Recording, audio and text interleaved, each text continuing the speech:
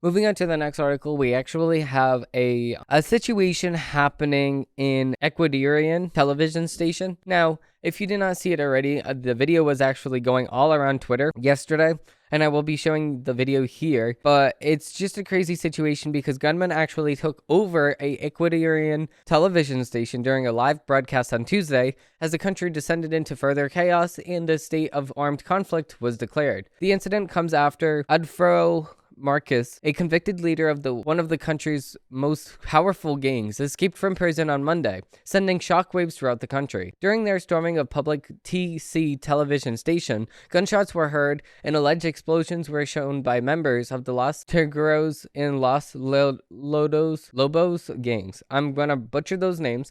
The Washington Post reported. Law enforcement confirmed the arrest of at least 13 alleged gang members involved in the incident. The incident comes after multiple attacks have happened across the country over the last day, including 30 car explosions and the kidnapping of 7 police officers, the report said. Riots have also broken out at several prisons, with reports that dozens of guards have been held by armed men. Okay, so the thing is, at the same exact time, so Ecuador should do exactly what Argentina did. Argentina actually locked up for a really long time all of these gangs. They separated all of these gangs, and within a year, they had almost no crime. They went from almost all crime to almost no crime because Argentina actually said, no, you know what? We're not going to deal with these gangs. We're not going to deal with MS-13. We're not going to deal with any of this. We're going to lock them up. We're going to strip them down. We're going to embarrass them.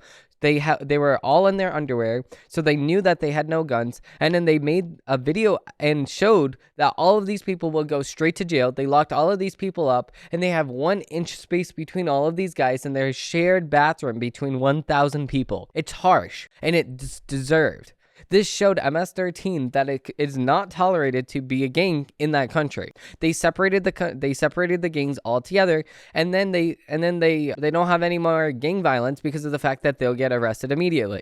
Now, this is exactly what Ecuador should do to fix their gangs, because the police are outnumbered. They should call in the military. The military should do exactly the same exact thing as what Argentina did, and that will fix this very problem. Intelligence officials believe the attacks were coordinated and orchestrated by Los Lobos as a potential warning to the government leaders against transferring gang members to maximum security prisons. This actually shows that you should do it a lot more. This is actually the television segment that I was talking about earlier, so let's watch this here. So for the people that cannot actually see this, they go up to the news reporter, they start pointing a gun at him, they put a gun on his neck, and then they just push him away off of air.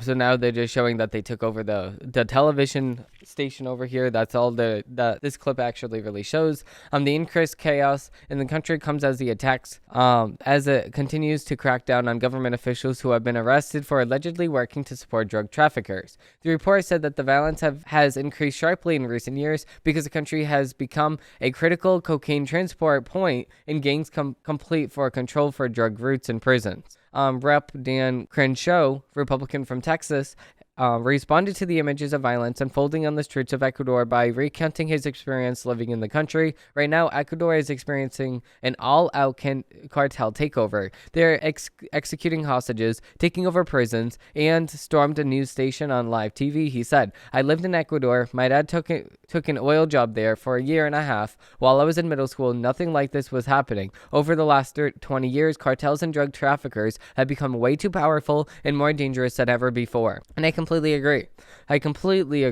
Because of the fact that now the government's not stepping in and saying, no, you cannot do this, and being harsh on crime, law and order, because of the fact that the government is actually not doing this. That's exactly what prevents all of these people to do so, because now they know that there's no incentive not to do it, because now you're not going to be arrested. It's sad.